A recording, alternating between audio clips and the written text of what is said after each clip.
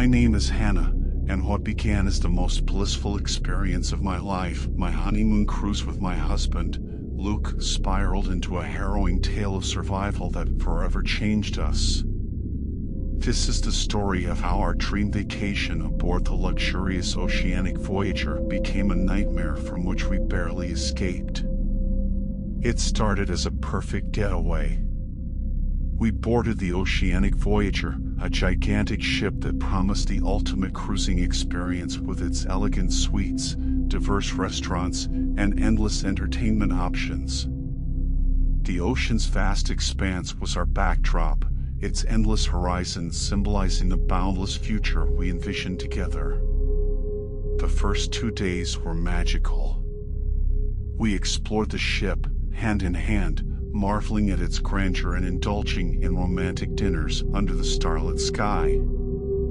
Fellow passengers were a mix of families, retirees, and a few other honeymooners like us, all looking to create their own perfect memories. On the third day, however, a sense of unease crept over the ship. Rumors circulated about a passenger falling severely ill. At first, we thought it was just seasickness, but as the hours passed, more cases surfaced, people exhibiting high fevers, uncontrollable coughing, and alarming respiratory difficulties. The captain assured everyone through the intercom that the situation was under control. But his tone betrayed a hint of concern that sent a chill down my spine. By evening, parts of the ship were quarantined, cordoned off with caution tape, the crew moving about in masks and gloves. Luke tried to reassure me, his words a comfort in the growing sea of uncertainty. We decided to stay in our suite as much as possible, avoiding crowded areas. The next morning, the true extent of the outbreak became apparent. The once vibrant atmosphere of the ship was replaced by a tense silence. The corridors and decks were nearly empty, save for the crew in protective gear and a few passengers, their faces etched with worry.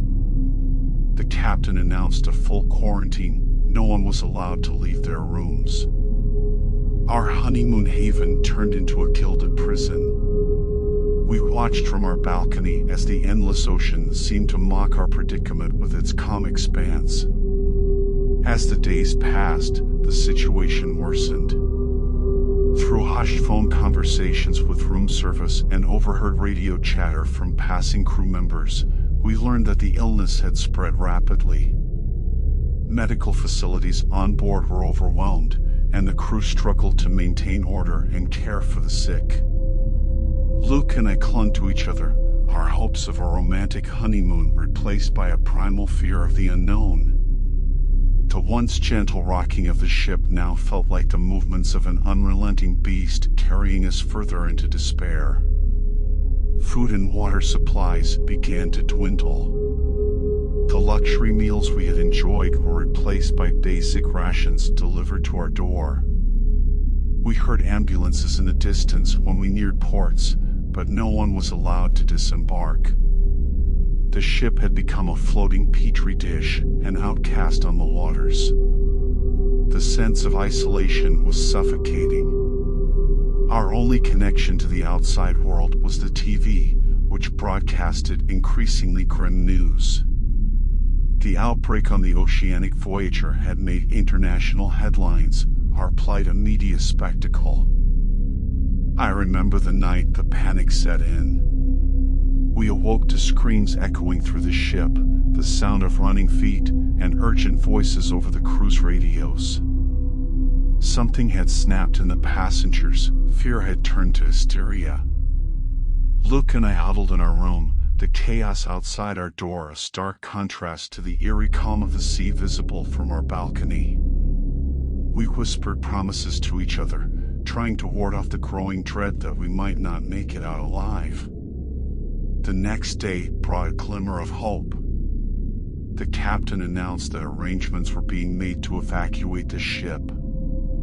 Medical teams from various countries were coordinating the effort, but it would be a slow and meticulous process due to the risk of further spreading the infection.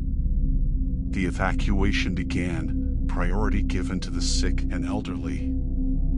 Luke and I waited, our anxiety mounting with each passing hour. We watched from our balcony as passengers, wrapped in blankets, some on stretchers, were escorted off the ship. Then, our turn came. Dressed in protective suits, we were led off the ship, our hands clasped tightly. The port was a scene of organized chaos, ambulances lined up, and medical personnel moving swiftly. We were taken to a quarantine facility, where we underwent numerous tests and days of anxious waiting. The relief of being off the ship was overshadowed by the uncertainty of our health and future. Eventually, we were cleared, no signs of the virus in our systems. We returned home, but the ordeal had taken its toll. The trauma of those days at sea lingered, casting a shadow over our new marriage. The outbreak on the Oceanic Voyager was traced back to a contaminated food supply, a stark reminder of the fragility of our interconnected world. Hundreds had fallen ill, and several lives were lost, their dreams and journeys cut short by an invisible enemy. For Luke and I, our honeymoon became a testament to our vows, in sickness and in health. We had faced death and survived, but the innocence of our early days was lost, replaced by a deeper understanding of the unpredictability of life. We moved forward, our bond strengthened, but the memories of those days adrift in the abyss never left us. The ocean, once a symbol of freedom and adventure, now held a different meaning, a vast, unforgiving expanse that had borne witness to our darkest hours. If you want more short stories like this one, make sure to like and leave a comment below. Also, do not forget to subscribe.